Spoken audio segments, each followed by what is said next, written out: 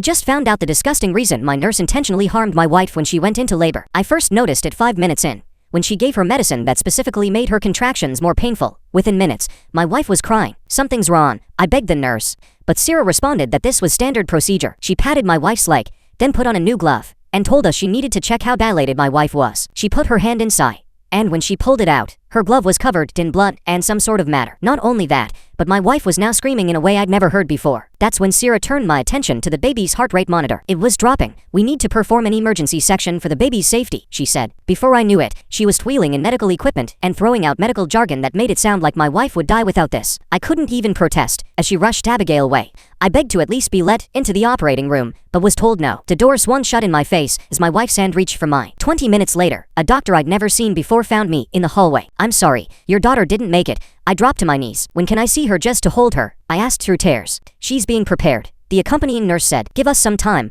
I waited 6 hours while they prepared her. Finally, they wheeled out a small bassinet. When I pulled back the blanket, my stomach dropped. The baby's nose was wrong. The chin was different from every ultrasound we'd had. This was not our baby. When Abigail finally woke up from surgery, and she was shown our dead baby, she had the same reaction as me. "That's not our baby." The nurses exchanged glances. One of them sat down beside Abigail's bed. "Honey, I know this is hard. Grief makes us see things differently. This is your baby." Abigail became frantic, trying to get out of bed despite the fresh C-section incision. "You don't understand. This isn't her." That's when they pulled out a needle to sedate my wife again, claiming trauma-induced psychotic break. By the time I could grab the nurse's arm to stop her, the needle was already in. When she woke up again, calmer but still insisting, they brought in a psychiatrist. Dr. Morrison didn't even examine the baby. He just nodded while taking notes about our shared delusion. He prescribed antipsychotics for Abigail and suggested I might benefit from therapy too. We demanded genetic testing. The head nurse Barbara rolled her eyes at me. "Sir, you need to accept your loss. We've been doing this for 30 years. Babies' features can appear different due to swelling." When I insisted, she said we'd need authorization forms, psychiatric evaluations, to prove we were mentally competent to make that request. The hospital can't just run expensive tests because grieving parents are in denial. I tried going over her head. The department director gave me 10 minutes between surgeries. He didn't even look at the photos from our ultrasounds when I tried to show him. "I understand you're going through something unimaginable, but our staff are professionals. These conspiracy theories are a normal part of grief." He recommended a support group for parents who'd lost children during delivery. The hospital administrator, Mr. Granlock, was worse. When Ashley got a meeting after camping outside his office for 3 days, he had security on standby. "Sir, your behavior is escalating. You're harassing our staff, making wild accusations. I sympathize with your loss, but if this continues, I'll have to ban you from the premises." He slid a paper across his desk. "This is a formal warning. One more incident, and will involve law enforcement." The billing department had processed a $75,000 administrative adjustment the day after our daughter died. When I questioned it, they said it was standard for complicated deliveries. That was when I couldn't take it anymore. I found the hospital's internal directory and started calling every nurse who'd worked in maternity. Most hung up immediately. The one, a younger nurse named Kelly, agreed to meet me at a coffee shop. She was terrifying, kept looking over her shoulder. "I can't say much," she whispered, "but check the adoption paperwork filed the morning after your daughter was born. Sarah has signing privileges." She left before I could ask more. I went to the courthouse and searched public adoption records. There it was, a private adoption finalized the day after our daughter died. The birth mother's signature was illegible, but the notary was zero. The adoptive parents had paid $75,000 in medical expenses to the hospital. Our exact billing adjustment. I photocopied everything and drove straight back to the hospital. That's when security intercepted me at the entrance. "Mr. Granlock wants to see you in his office now." "Mr. and Mrs., I need you to understand something. Sarah is our best labor and delivery nurse. 15 years here, countless successful deliveries. These accusations are becoming slander." He leaned forward. "I've consulted with our legal team. If you continue, we'll have to consider your mental fitness. The state takes threats against medical professionals seriously. I could have you both placed on psychiatric holds." He pushed another paper forward. "Or you can sign this. It acknowledges that your daughter passed away due to complications during birth, that you've been given appropriate support, and that you won't pursue any action against this hospital or its staff." At the bottom was a number. $50,000 to help with funeral expenses and counseling, he said. I looked at that paper for what felt like forever. Maybe 30 seconds, watching the number at the bottom blur and refocus, while my hands stayed completely still on the desk, not shaking like they had 3 days ago when I first held that baby that wasn't mine. I pushed the paper back across his desk without signing it. Granlock's whole face changed, went hard like stone, and he picked up his phone right away, pressed a button, and said security needed to come to his office immediately. 2 guards showed up in less than a minute, big guys in blue uniforms who stood behind my chair. Well, Granlock told them I was banned from all hospital property starting right now, and if I came back, they should call the police. They walked me out through the main lobby, one on each side, past all the people waiting with their sick kids and broken bones, and I could feel everyone watching us like I was some kind of criminal. Outside, in the parking lot, still walking between the guards, I pulled out my phone and texted Abigail that we needed to find a lawyer today, not tomorrow, today, because this was getting worse fast.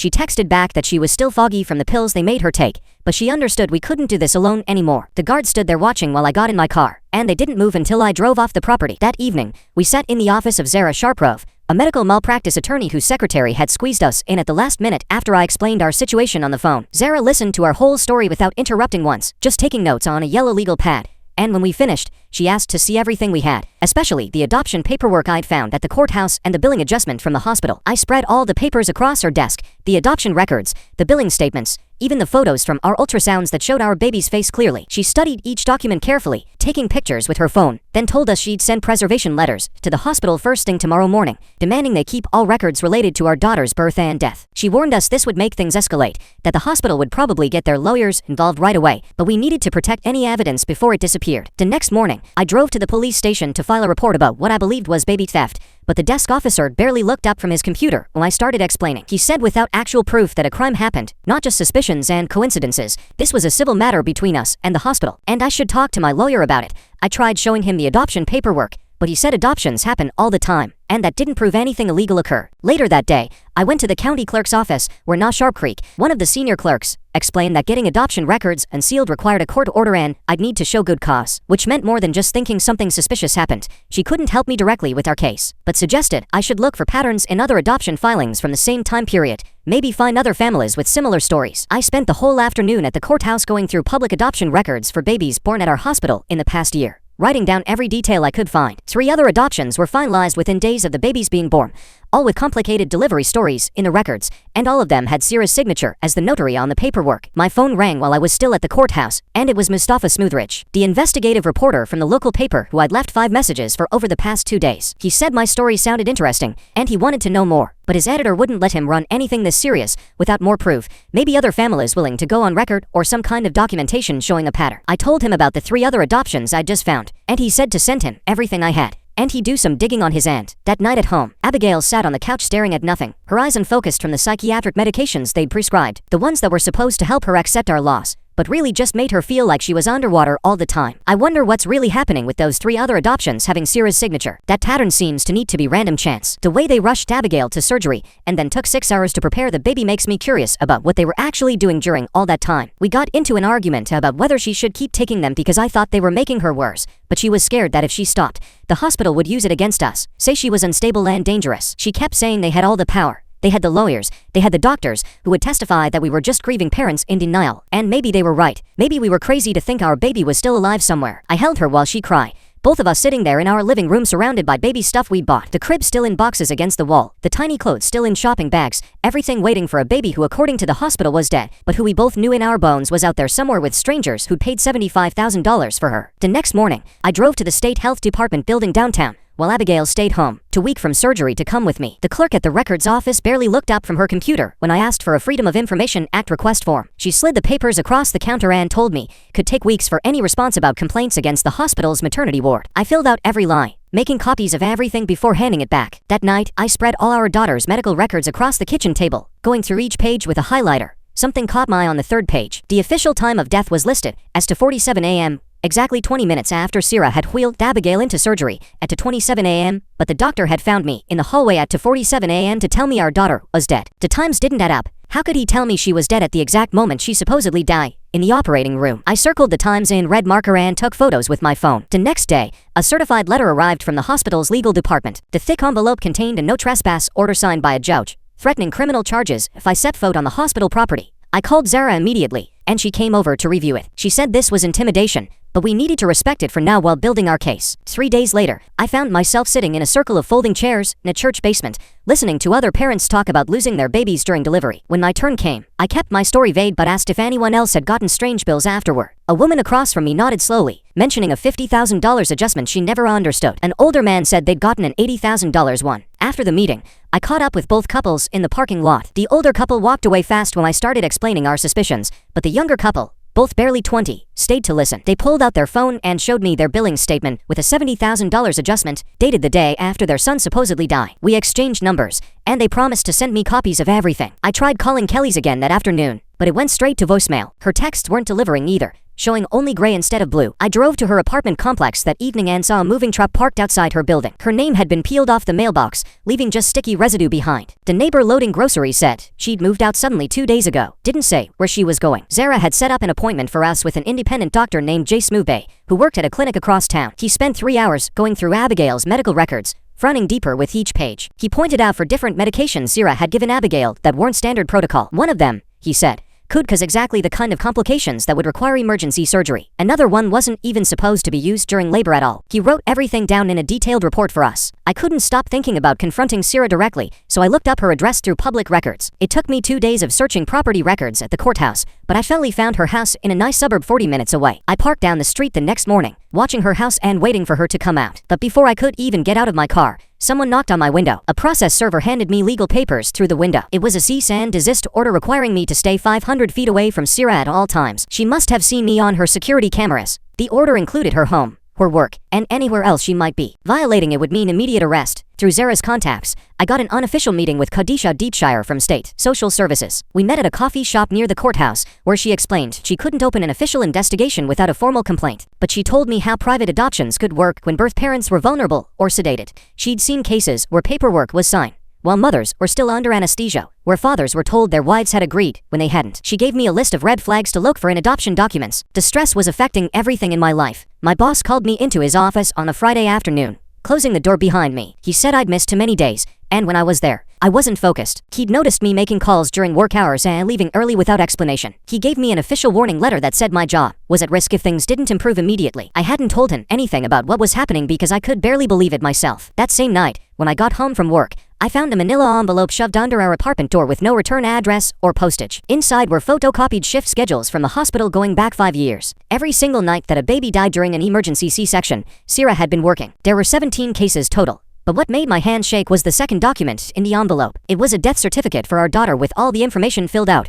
dated and timestamped 2 hours before she was even born. Someone had prepared the paperwork before the emergency C-section even happened. I called Zara immediately, and she came over within an hour to look at the documents. She took photos of everything and said we needed to file an emergency motion right away to preserve any biological samples or remains from our daughter. The next morning, she was at the courthouse when it opened. The judge granted the preservation order, but Zara warned me not to get my hopes up since 3 weeks had already passed. 2 days later, the hospital's lawyer sent a response that made me punch a hole in our kitchen wall. They claimed the baby had been cremated after 72 hours per their policy for unclaimed remains. According to them, we never formally requested the body, which was a complete lie, but I had no way to prove it. They said they'd followed standard procedure and all the paperwork was in order. Meanwhile, Mustafa had been digging through public records and adoption filings. He called me with news that made everything click into place. Sierra had been the notary on over 40 private adoptions in the past 5 years. Every single one followed the same pattern: emergency C-section, immediate infant death, and then a private adoption finalized within days with the same adoption agency. The amounts paid for medical expenses range from $50 to $100,000. He mapped out the dates, and they matched perfectly with the shift schedules from the envelope. The FOIA request I'd filed weeks earlier finally came back, but it was almost useless. Page after page was blacked out with thick marker. The only thing visible was a note about a spike in adverse events in a maternity ward over the past 5 years. Everything else was redacted for patient privacy. They'd even blacked out the total number of incidents. I started noticing a dark blue sedan everywhere I went. It would be parked across from our apartment in the morning, then somehow at the grocery store when I stopped for milk. When I tried to walk toward it to get the license plate, it would speed away before I could get close. After 3 days of this, I was checking my mirrors constantly and taking different routes home. The paranoia was eating at me, but I knew I wasn't imagining it. Then my phone buzzed with a message from an app I didn't recognize. Someone named Ibrahim said he worked in the hospital's IT department and had seen suspicious activity in their electronic health record system. He was scared but willing to help if I could guarantee his name wouldn't come up. We arranged to meet at a park across town, where he showed me printouts of audit logs from the hospital's computer system. Someone had accessed our daughter's medical records 3 days after her death and modified them. Timestamps had been changed, notes had been added that weren't there originally, and vital signs had been altered. Ibrahim had the original cache versions showing what the records looked like before the changes. He said this kind of tampering happened with other cases too, but he couldn't testify openly because he'd lose his job and probably face criminal charges for accessing the records without authorization. Zara looked at the evidence and explained the legal problem we faced. The audit logs were powerful evidence, but without Ibrahim authenticating them in court, they'd be considered hearsay and thrown out. She tried to convince him to sign an affidavit at least, but he was shaking his head before she even finished talking. He had 2 kids and couldn't risk his job or going to jail. What's making Sierra notarize over 40 adoptions that all follow this exact same pattern? The emergency C-sections, immediate deaths, then quick private adoptions with huge medical expense payments. That's quite a specific sequence happening over and over again with her involved each time. Zara said she understood and would give him time to think about it, but I could tell from her face she didn't think he'd change his mind. The stress was destroying my marriage. Abigail barely spoke to me anymore, and we were sleeping in separate rooms. She blamed me for not being in the delivery room, for not fighting harder to stop them from taking her away for the C-section. I blamed myself too. We finally agreed to try couples therapy to deal with everything. The therapist kept steering the conversation toward grief and loss, talking about the stages of acceptance. But how could we grieve when we believed our daughter was alive somewhere? How could we process a loss that we didn't think was real? Abigail broke down crying, saying she could still feel our baby out there, that a mother knows these things. The therapist just nodded and wrote notes about trauma-induced delusions. After that first session, we sat in the car in silence for 20 minutes before Abigail finally spoke. She said she couldn't keep living like this, investigating and searching. Either we'd find proof soon, or she needed to try to move on somehow. I didn't know what to say because I couldn't imagine giving up, but I also couldn't stand seeing her fall apart more each day. The envelope under our door had given us more evidence, but we were still hitting walls everywhere we turned. 3 days later, a process server knocked on our door with papers from the hospital, claiming we were making threats and harassing their staff, and they wanted a restraining order against both of us. The hearing was set for the following week, and my hands shook as I read through their claims that we'd been stalking nurses and making the workplace unsafe. I called Zara right away, and she said she'd represent us at the hearing, but warned me that judges usually sided with hospitals in these cases. That whole week, I couldn't sleep thinking about how they were trying to silence us legally now. When the hearing day came, we sat in the small courtroom while the hospital's lawyer painted us as crazy parents who couldn't accept our loss and were now terrorizing innocent medical workers. The judge listened to both sides and then did something unexpected by setting mutual boundaries where we couldn't contact hospital staff directly. That the hospital had to preserve all records related to our case for potential future legal action. It wasn't much, but Zara said getting the preservation order was actually a small win, since hospitals sometimes destroyed records after a certain time. 2 weeks after the hearing, Mustafa called to say his article about suspicious patterns at the hospital was going live the next morning, and he'd kept our names out of it, but highlighted all the adoption irregularities he'd found. When the article went up online, the hospital immediately issued a statement calling it baseless conspiracy theories and threatening legal action against the newspaper. The comments section exploded with people arguing about whether we were grief-stricken parents, unable to accept reality, or victims of something bigger. Some people shared their own weird experiences at the same hospital, while others called us dangerous conspiracy theorists who needed mental help. The social media fights got so bad I had to stop reading them, because seeing strangers debate whether our baby was really dead made me physically sick. Around this time, I tried calling Kelly to see if she'd talk to us again, but her phone was disconnected, and when I drove by her apartment, the neighbor said she'd moved out suddenly one night, with just a couple suitcases looking scared. Her social media accounts were all deleted, and it was like she just vanished completely, which made me even more sure she knew something important. Na called me quietly from her personal phone one evening to point out something she'd noticed while reviewing adoption records for her job. One adoption from our hospital had first been filed in a different county, then transferred back, which she said looked like someone trying to hide the paper trail, though she couldn't say more without risking her job. Meanwhile, Jay had gotten her anesthesiologist friend to look at the surgery notes off the record, and the friend said several standard consent forms were missing, and the anesthesia dose listed was weird for a routine C-section. She wouldn't put anything in writing, but told Jay it looked like corners were cut or records were altered after the fact. Then one morning, we got a voicemail from a blocked number with a distorted voice saying, if we didn't stop our crusade, they'd call Child Protective Services about our mental instability and make sure we could never adopt or have another child. When Abigail heard it, she completely broke down sobbing about how they could take away our chance to ever be parents again, and I held her while she shook with fear. The threat worked, because she was too scared to do anything public for weeks after that. But then, Mustafa's article started getting attention from the state health department, and they announced they'd be opening a preliminary review of the hospital's practices and would take sworn statements from affected families over the next month. This gave us some hope, even though we knew government investigations move slowly, and hospitals had ways of covering things up. Ibrahim had been avoiding our calls, but finally reached out through his lawyer saying he'd provide a sealed affidavit about the altered medical records he'd seen, but only with complete legal protection and anonymity guarantee. Zara spent days working with his lawyer to draft something that would protect Ibrahim, while still helping our case,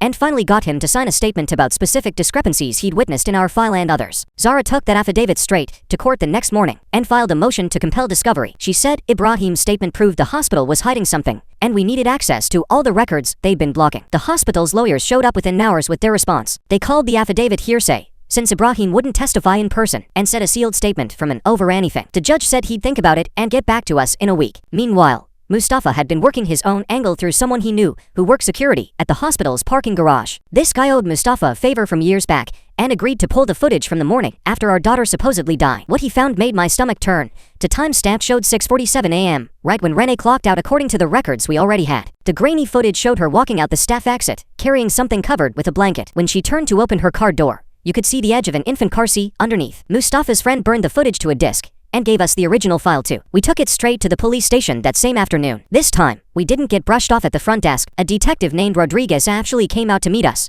and took us to an interview room. He watched the footage 3 times, looked at all our documents, and asked detailed questions for over 2 hours. He said with Ibrahim's affidavit about the altered records, and now this video evidence, he could open a preliminary investigation. He gave us a case number and everything, but warned us these things move slow, and not to expect quick results. 2 days later my phone started blowing up with messages. Someone had posted on the hospital's Facebook page that Ibrahim was under investigation for accessing patient files without authorization. The post said he'd been placed on administrative leave pending a full review. I tried calling him, but his number was disconnected. Zara heard through her contacts, but the hospital had somehow figured out he was our source, even though we'd kept everything anonymous. They were making an example of him to scare off anyone else who might want to help us. That night, Abigail brought up something we'd been avoiding. She wanted to go fully public with our real names and faces to put more pressure on the investigation. We'd been using fake names online to protect ourselves, but she thought maybe it was time to stop hiding. I understood her frustration, but worried about what would happen if we became the story instead of what the hospital did. We went back and forth for hours about whether the extra attention would help or just make us targets. We decided to wait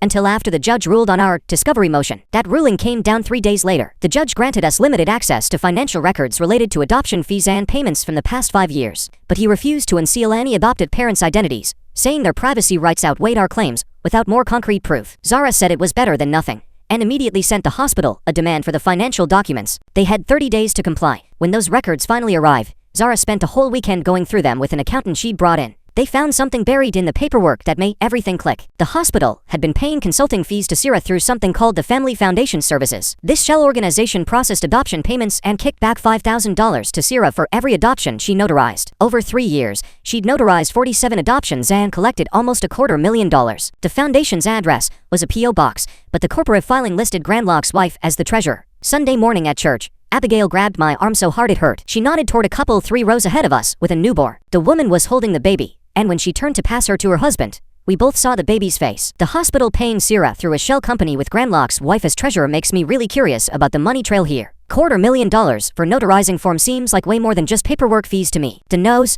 the chin, even the way the baby's hair grew in a little swirl at the crown looked exactly like Abigail's nephew did as a newborn. Abigail started to stand up, but I pulled her back down. After service, we sat in our car watching them load the baby into their minivan. They looked so happy, so normal, just parents loving their new baby. We followed them for a few blocks before I pulled over. We sat there for an hour talking about what to do. These people probably thought they'd adopted legally and had no idea about what the hospital did. If we approached them, we'd destroy their whole world. They might even be victims too, paying huge fees thinking they were helping with medical costs. But knowing our daughter might be right there, just a few blocks away, and doing nothing felt like swallowing broken glass. Every instinct screamed to go knock on their door, but we knew it could ruin any legal case we had and destroy innocent lives. We drove home in silence and didn't talk about it for 2 days. That's when we got a call from Grandlock's assistant saying the hospital wanted to meet about a new settlement offer. We showed up with Sarah to find Grandlock and 3 lawyers waiting. They pushed a paper across the table with a number that made me blink. $200,000, and all we had to do was sign an NDA and drop everything. Our savings were gone from legal fees and Zara's retainer. The credit cards were maxed out and we'd already borrowed from Abigail's parents. That money could fix everything financially and let us try for another baby, but it would also mean letting them get away with stealing our daughter,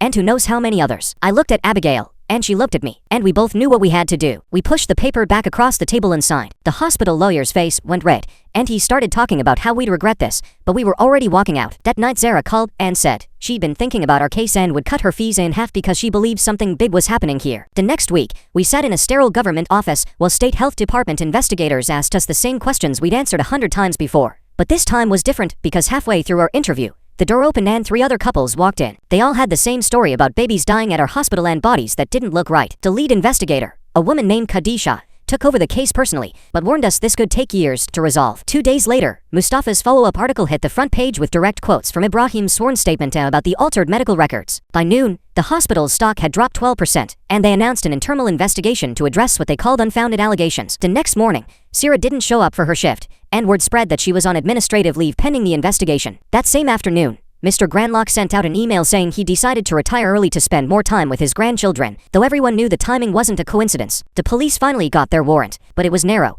only covering specific notary logs and financial transactions from the past 2 years. It wasn't everything we needed, but it was more than we'd had before. That night, Abigail and I sat on the floor of what should have been our daughter's nursery, holding each other while boxes of evidence surrounded us. We were learning that some fights don't have clean endings, just the slow grind of paperwork and waiting. A week later, we saw Sira at the courthouse, where she was giving her deposition. She walked right past us like we were invisible, but I saw her hands shaking as she signed in at the security desk. 3 months after they took our daughter, I couldn't stand the silence anymore and wrote everything out in a Facebook post. Within hours, my inbox was flooded with hundreds of messages from parents across the country who had similar suspicions about their own losses. The district attorney's office called the next day to say they were officially reviewing our case for criminal charges. They assigned a prosecutor who specialized in complex medical fraud, but made it clear that proving intent would be nearly impossible. Ibrahim called me that weekend to say he'd reached a settlement with the hospital that included full whistleblower protections and 18 months of back pay. He was already packing to move to another state where nobody would know his name or what he'd done. The investigation kept grinding forward with depositions and document reviews and court hearings that all blurred together. More families joined our group,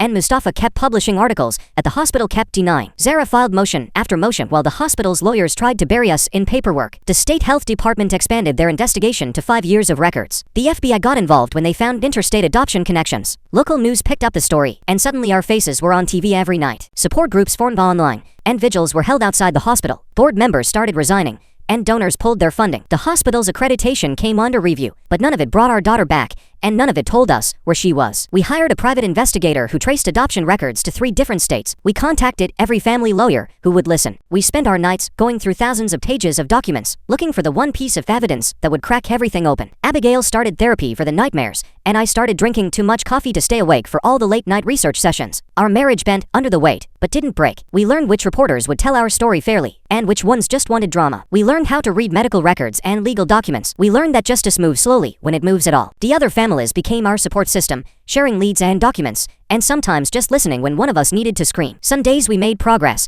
and some days we hit dead ends. The hospital kept operating, and babies kept being born there, because nobody could prove anything definitively yet. But the morning, and when I answered, a woman whispered that she had information about other babies at the hospital, but needed protection first. I recognized Kelly's voice immediately, and told her I'd meet her anywhere she wanted. She gave me an address for a parking garage downtown, and when I got there she was sitting in her car with the engine running. She handed me a folder full of death certificates and adoption papers with matching dates, and told me 7 other families had lost babies the same way we did. She said the prosecutor needed to promise her immunity before she'd testify, because she'd signed some of those papers herself, under pressure from Sierra. I called the prosecutor's office right there from the parking garage, and left a message saying we had a witness who could prove. The next morning, the prosecutor called back and said they'd consider immunity if Kelly's information checked out. I drove the folder to their office myself, and watched them compare dates and signatures for 2 hours. The state medical board got involved that same week, after we filed complaints about Morrison's quick diagnoses. 6 other families joined our complaint, saying he medicated them within minutes of them questioning their babies' deaths. The board opened a formal investigation, and started pulling Morrison's files going back 5 years. They found he'd prescribed antipsychotics to grieving parents 17 times,